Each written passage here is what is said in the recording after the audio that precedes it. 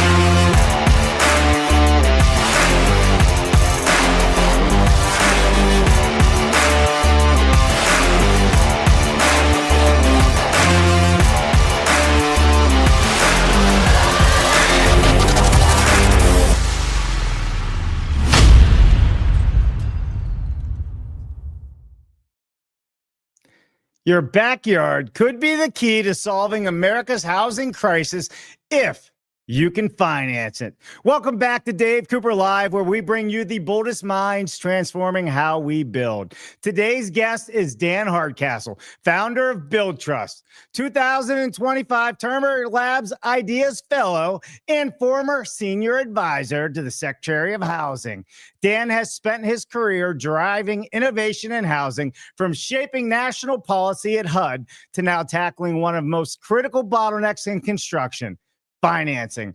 With Build Trust, he's pioneering a platform that simplifies financing for ADUs and infill housing, unlocking new homes and backyards, garages, basements, and empty lots across the country. We'll talk about why standardization is the key to scale, how performance-based risk pricing can finally align lenders with builders, and why ADUs and infill construction are ground zero for the next wave of industrialized construction. And to top it all off, Dan is also taking the stage this week at Blueprint 2025 in Las Vegas. So if you care about bending the curve on housing costs, you won't want to miss this show. But before we get into any and all of this, we got to give a big shout out to our supporting members. Cobalt Creed has been servicing builders, developers, and home builders and manufacturers, allowing them to achieve the highest levels of comfort, indoor air quality, and low energy costs with their HVA systems installed for their projects and their customers. Their approach is simple. By using the proprietary small duct high velocity central heating and cooling system. If you want to learn more, go to cobaltcreed.com. And now a few messages from these supporting members as well. CombiLift is the largest global manufacturer of multi-directional forklifts and straddle carriers, a leader in long load handling solutions, offering a free warehouse and site optimization design service. CombiLift helps companies of all sizes and from every industry maximize the capacity, safety, and efficiency of their warehouse and storage facilities. A big thank you to Paul Short and the team at CombiLift for helping us all to build it better. Visit them at combilift.com. Forward Solutions Group is successfully driving companies to succeed where others have failed. Are you looking to start a factory, optimize your existing factory, streamline your production, or take your team to the next level? Whatever your needs are, Forward has a solution for you. Reach out to Ben at forwardsolutionsgroup.com.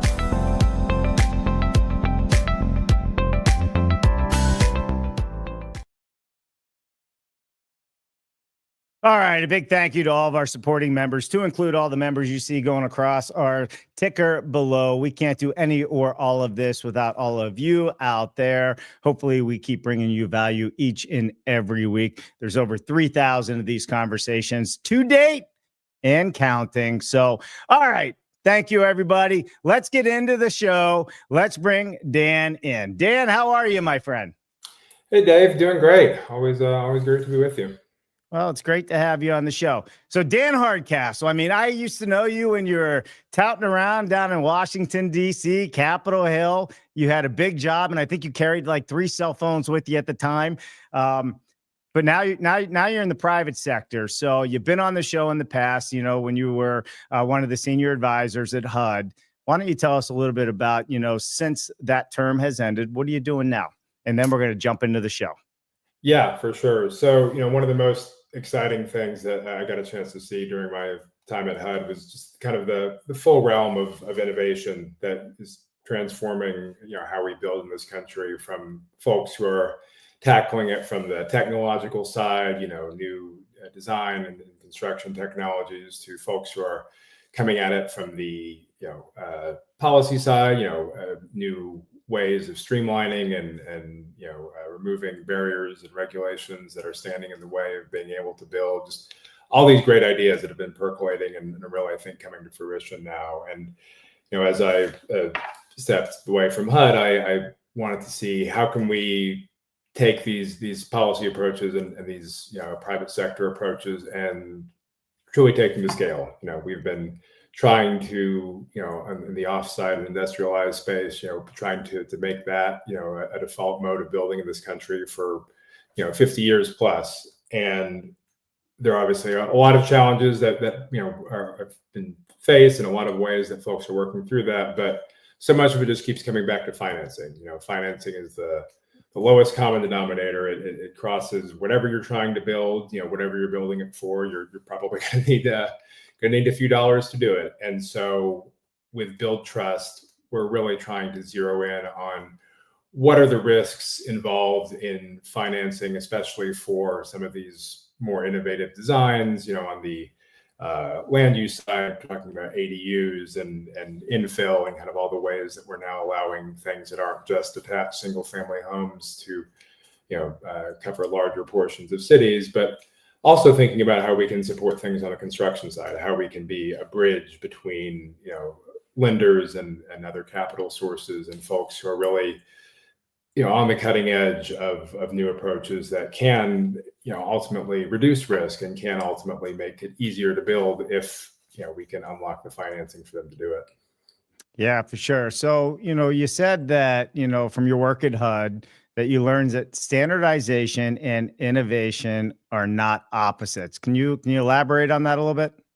Yeah, I had to throw out my dictionary whenever I realized that one. You know, one thinks of innovation about, you know, we're doing things differently, where we're taking a new approach, and that's, you know, fundamentally what it is. But in order for innovations, and again, I'm using innovation in the broadest way I can to talk about everything from, you know, policy changes to, you know, hard technology to software, you know, whatever you're doing, there has to be a way for you to show that, yes, this works, that this does indeed, you know, make construction more reliable, that it improves on time, on budget delivery. You know, so that's what so many of these innovations are about. They're about improving predictability. They're about giving a clearer sense of A to B. The idea that, you know, when you are looking at a vacant piece of land, whether it's, you know, an entire lot or whether it's just your backyard, you know, you want to know, and you need to know,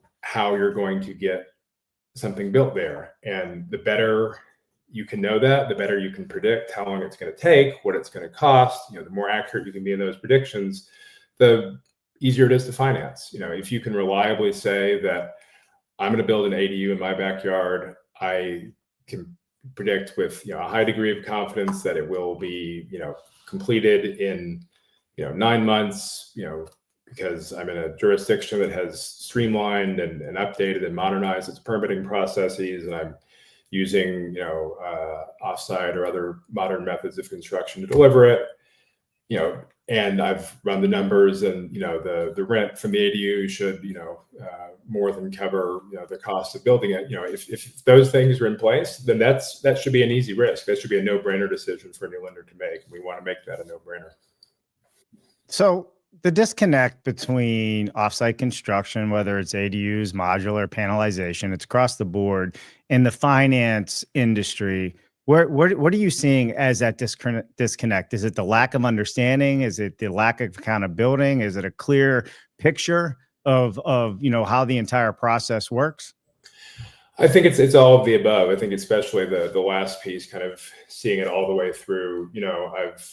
You'll see kind of two different worlds. I spent part of my time at HUD in the office of the secretary, and part of my time at FHA, really focused on the financing piece. And those worlds often sit alongside each other. You have folks who are really focused on innovation, on new solutions, and then you have folks who are focused on, well, how do these numbers work, especially when you're talking about consumer financing, on the homeowner side, where it's a very huge scale, heavily regulated space. It's difficult for folks to innovate. And so when you're talking about somebody who's say trotting out a new construction system that they based on their testing or based on their piloting has shown to be more reliable or better able to deliver in a particular locality or area, translating that performance, that evidence, into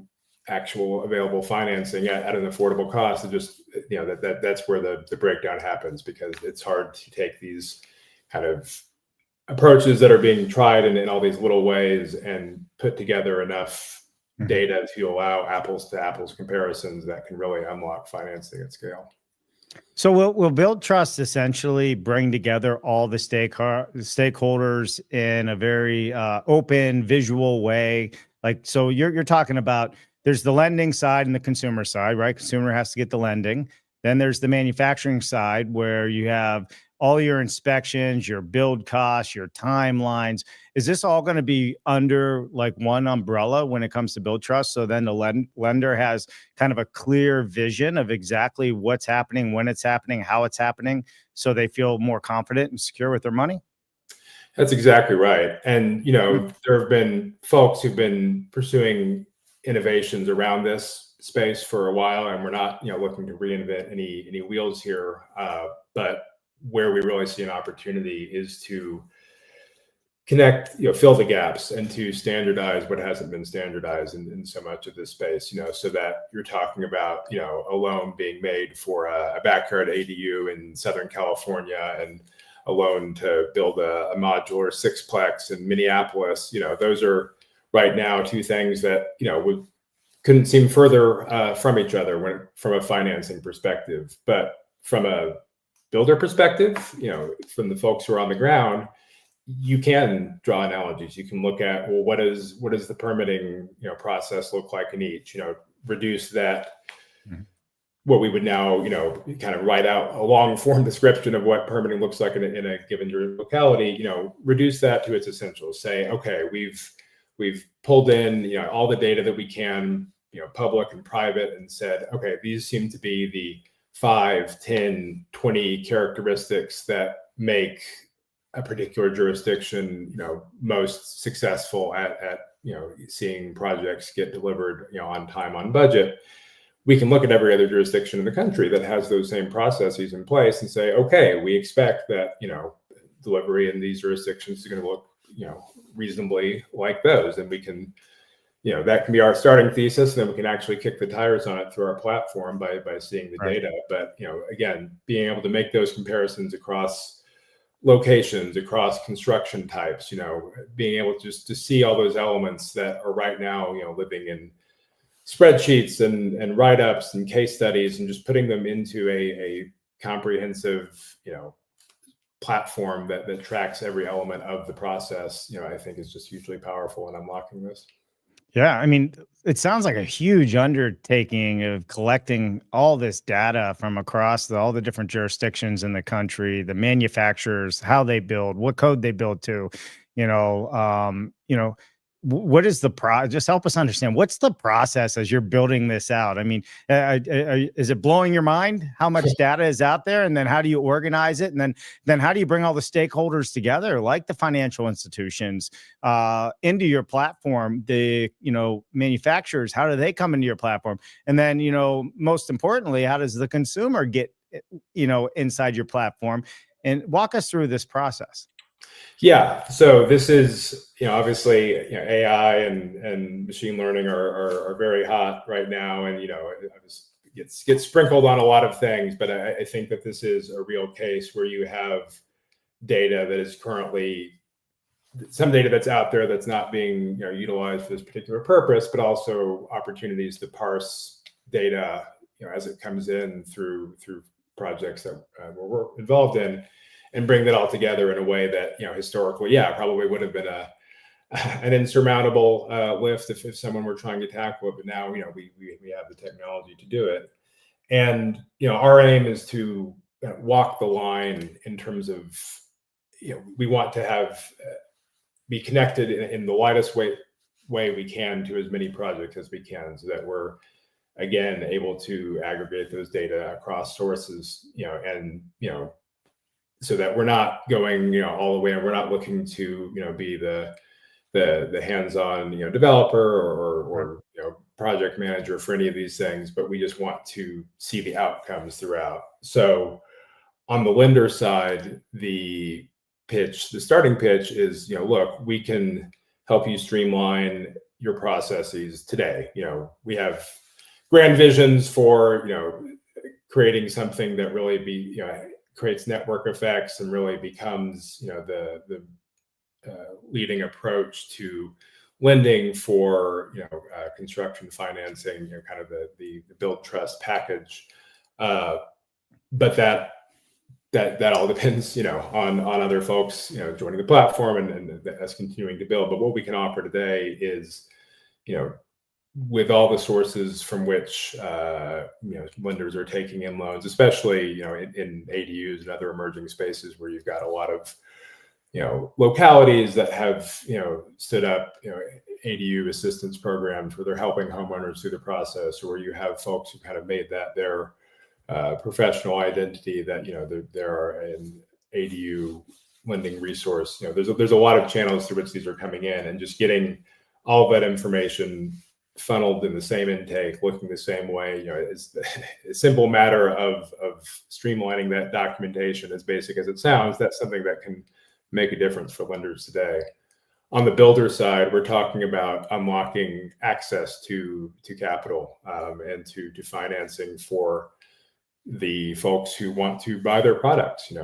For folks in the offsite space, obviously there's a long-standing struggle around activity that's happening away from the subject property, and kind of lenders' ability to see that and to feel confident that things are moving forward in a way that they can comfortably lend on. And that's never made much sense to me. Offsite offers so many advantages in terms of predictability and on-time performance, and so this, from a builder's perspective, it's again, the aim is to make it a no-brainer that this is how, in a very lightweight way, you can bring in financing that wouldn't otherwise be available. And then again, on the consumer side, the ADU use case is one that is so potentially powerful for so many. You're talking about being able to create income from what's now vacant or unutilized space. Your backyard, your garage that it's currently filled with stuff because you parked your car in the driveway, things like that. That's real money in people's pockets. Yeah. And creating the financing that allows folks to qualify for what they need to build, that's something that has been a challenge for as long as ADUs have existed, and this is, I think, a way that we can unlock that. You're essentially becoming the center of the universe between consumers, manufacturers, and financing, and trying to pull all of this together under one roof. So it's a very clear vision for all three, in my opinion, is what it sounds like. How bad is the housing crisis in the country? I mean, you saw it firsthand. You lived and breathed it. on a national scale at the highest of high levels in this country. What's your take on it right now?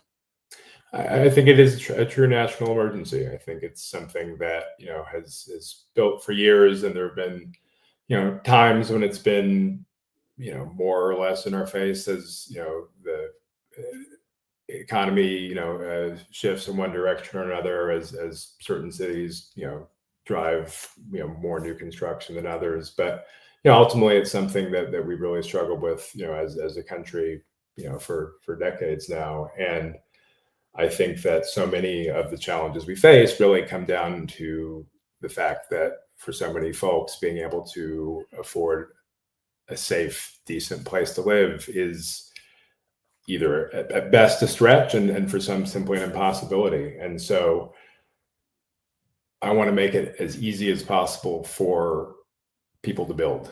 I think that, again, we're really tackling this from a grassroots, perspective, the idea of unlocking building for homeowners and backyards. But, I want to unlock neighborhood level building. I want folks who have, walked past a vacant lot, every day on their way to work. And, I've always thought, if only someone would put something there.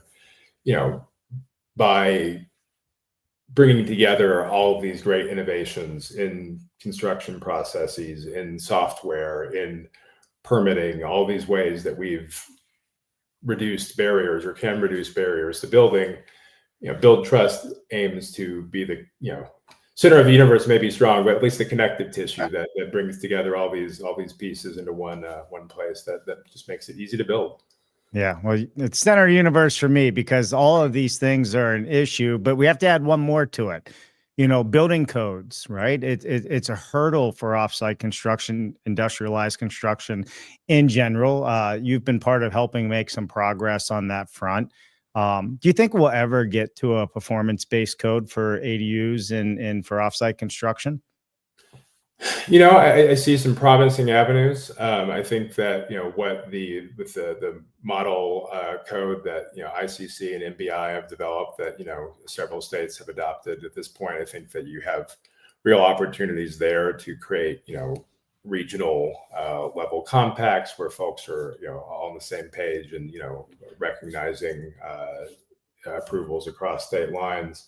And then, on the manufactured housing side, the potential changes to the HUD code, some of which have already happened. You can now do, 2-story under the HUD code without putting a chassis under each section, or at least you will be once that's finalized. But then in the road to housing legislation, which, recently passed the Senate Banking Committee on a unanimous bipartisan vote, which, I don't need to tell folks, that doesn't happen much these days.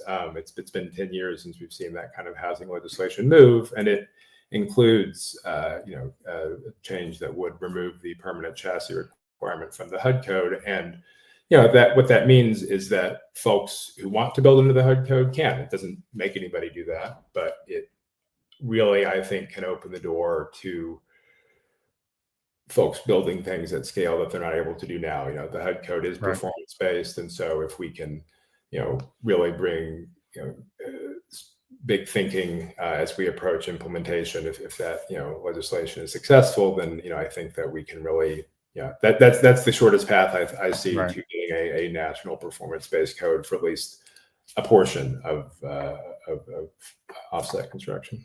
Yeah. No, listen, I mean, we need a path forward, right? Other than imploding the entire system and starting over, which I don't think is a realistic, goal, going through the regular channels. But I do think that for offsite, just in general, I'm seeing it across the country, even with the ADU manufacturers, right? Tiny home movements and what have you. They're building the houses, but they have to leave it on the chassis with wheels, because every state's regulation is different. But I think, is it the RV code or the HUD code allows them to ship the same house, but you just can't take your wheels off it. Like, there's some regulations to me that I think are so just absurd that it makes no sense. They're just, why? And I'm not asking you, I know that's an opinionated thing, but I think, well, it shouldn't have to be that hard. I mean, there's so many people that could be providing housing right now for people that need it the most. Yeah. I think that we need to think very carefully, when we,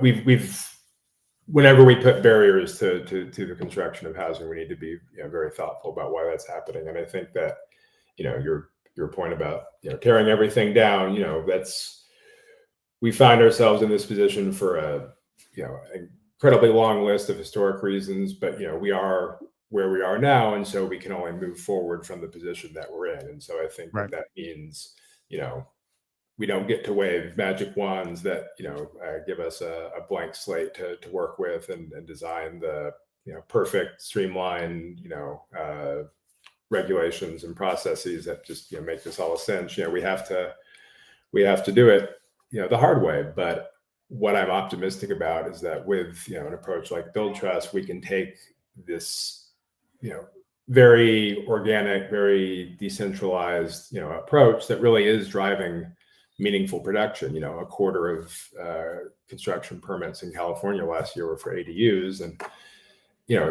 taking that idea and taking it across the country, it's not going to happen by federal fiat. It's going to take state by state adoption, but you're seeing it make a really impressive march. This year we've seen Arkansas just became one of the most recent states to adopt statewide ADU legislation, but states like Iowa, you have all of New England at this point, you have just a really growing movement of removing these kinds of barriers. And I think that the easier you can make the financing piece, the more you can make, because that's the special thing to me about ADUs is that they can help individual homeowners build, and so the easier you can make that, the stronger the political support for those kind of changes can be. Yeah, for sure. And for those of you out there watching that don't know you or only seen you on TV or wherever you've been throughout the last few years, I love the fact that you're involved in this even after leaving the administration, this past administration. As you know, I'm the same on camera as I'm off camera, and I will say, just publicly saying, I am very happy that somebody like you, who actually does really care about this. This has been near and dear to your heart. You didn't just go to, to the HUD because you got elected and you got brought in. You were there because you truly believed in making a difference, and you still continue to make that difference. So it sheds a lot of light on my soul to know that you're there helping push this forward and try and find better ways to make it easier for all of us out here that are trying to work within these regulations and financing and everything else. So, all right, 2025 Turner Labs Ideas Fellowship. What is that exactly for those that do not know? Yeah, so the Turner Labs, one of the leading housing innovation organizations in this country, they for the last several years have put together a cohort of startups, both for-profit and non-for-profit, as well as more established organizations, and tried to connect them with the kind of policymakers and folks inside of housing who can really help them again bring their ideas to scale. I actually first encountered Turner Labs on the opposite side when they were bringing a cohort of startups, to DC to meet with policymakers, and I got to hear what they were doing. And so I'm kind of doing the reverse, turning to them as someone who's, stepping out of pure policy world into, where the rubber meets the road of startups and, trying to build something. So what they're doing this year for the first time is what they call the Ideas Fellowship, which is for approaches like what I'm talking about with Build Trust that that are truly new, that that we've just launched in the past couple of months, and we're still preparing for our first pilot, so we're not as established as the kind of organizations that have done this in years past, but with the Ideas Fellowship, it's aimed to help us make that leap, make that launch, get things off the ground, and hopefully really transform and unlock so many of the other innovations. I'm excited to we've got our first gathering of the cohort coming up next month, and I'm excited at what Build Trust can do to support other innovators with our approach. Yeah, no, for sure, for sure. And you know what? Having an organization like Turner uh, behind you and helping you grow and ideas, right? It's really a network of people helping you figure this all out. Is what it breaks down to. No. Absolutely. I mean, that's, it's cliche to say that, no one person, no one organization has all the answers. Certainly in DC, we don't have all the answers. But that's Right. there is so much opportunity, so many smart folks out there from all sorts of walks of life who are trying to tackle this from all different angles. And so, again, what kind of is drawing me to this build trust approach is, I don't know the best way to promote, neighborhood level development, in every Mhm. neighborhood in the country. No one does. That has to be something that's locally driven, but it's how do you keep that locally driven aspect, but allow it to grow, allow it to scale. So it's trying to meld the best of both worlds with, enabling everybody who's got a great idea for their neighborhood, for their community, and giving them a platform that can make that idea real. As Built Trust gets its feet under itself and grows, is it just going to be for ADUs, garages, backyards, empty lots, or is this a process and a system that can expand to help with regular single family homes, multifamily homes? Because it's going to bring everybody together. Is there a vision of that growing into something much larger than just the small home space? Absolutely. If we can kind of prove the thesis, with ADUs, and infill, and obviously infill itself is kind of a nebulous term, and that can, can grow in size. Again, it's all about if the idea is right, if the idea that all of these innovations that are out there, that there are ways that can truly improve predictability in construction, which I think that any of your viewers who are in the Yeah, construction space, they believe in what they're doing. They know that that's real, and so I think that if we can prove the thesis with these kind of cutting edge things like ADUs, then that absolutely translates across the board. Again, I would love for this to be a platform that unlocks offsite right. multifamily, allowing it to grow beyond what it is, that takes advantage.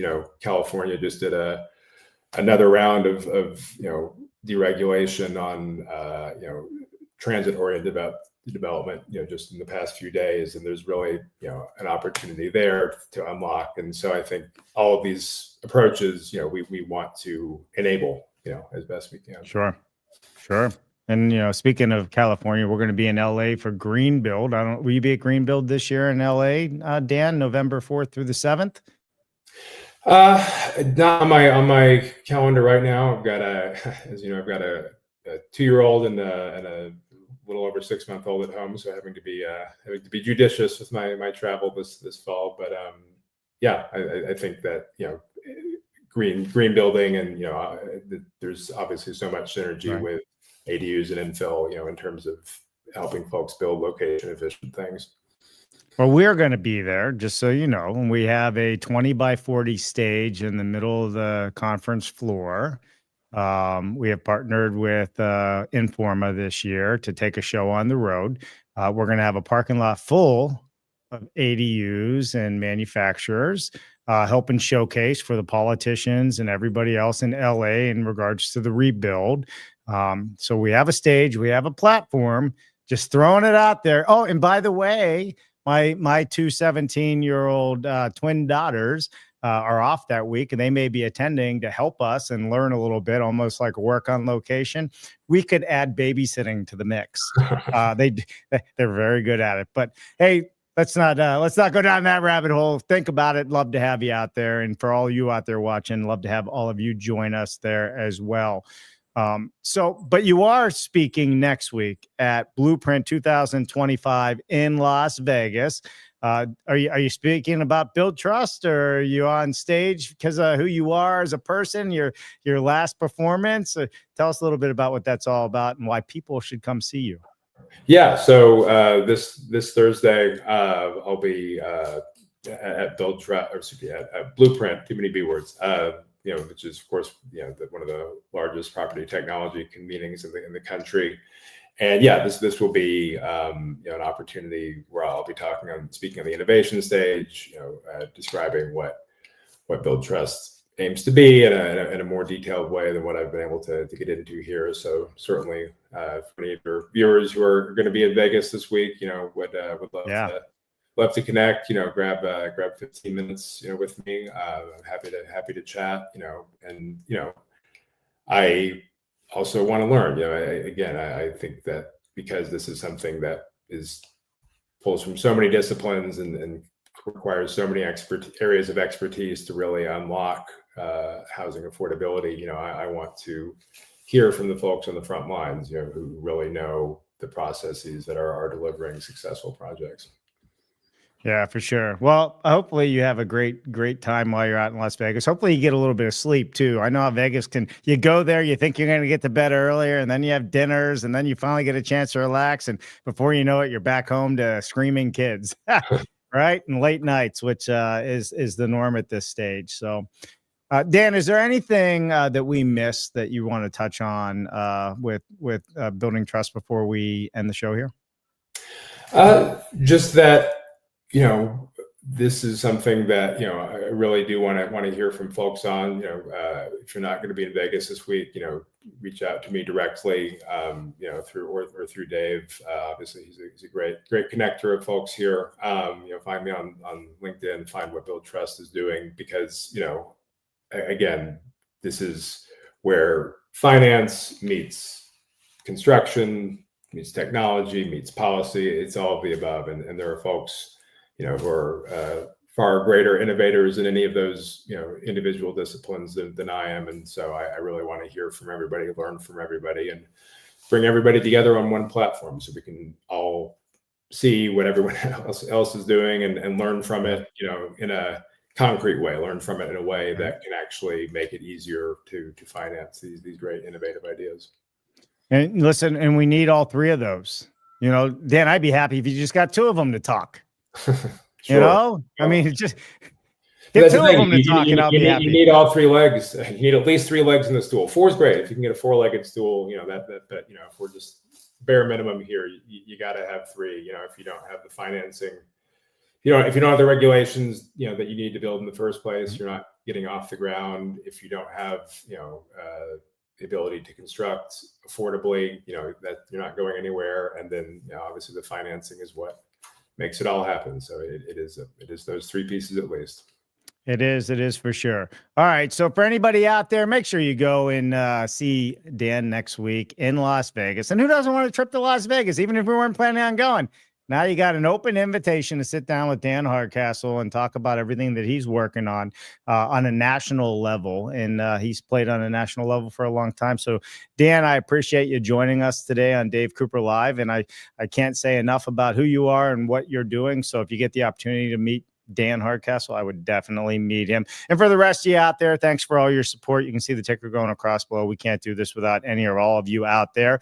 And just to be clear, you're not going to miss what we have going on in Los Angeles, November 4th through the 7th. We have our own stage. That's right, Dave Cooper Live. We are talking about offsite construction, sustainability, resiliency. We're going to bring some of the biggest names and leaders from around the world on that stage so we can all learn, so we can help educate a lot of the folks in LA and what their options are for the rebuild and so much more. So make sure you put it on your calendar. Reach out if you'd like to take part in that with us. If you'd like to be on that stage, we'd love to have that conversation with you. Dan, thank you so much for... We love that you're on the show with us, so we appreciate you joining us today, Dan, and I will hopefully see you in a couple weeks, and we'll get back to it. So that's it, everybody. Dan, give a big wave to everybody. Say thank you. Great. Thank you. Thanks, Dave. Yeah, you're welcome. All right, everybody, have a wonderful week. It is only Monday. You have 4.5 days to keep building it better, and Dan Hardcastle is here to help you. Bye now. What an amazing show. Thank you to all of our sponsors for helping us to continue to bring all of these innovative conversations to all of you out there. Please visit them, see what they have to offer you, And as always, subscribe to the YouTube channel and ring that bell. It would mean the world to us. I'm Dave Cooper. Thanks for watching.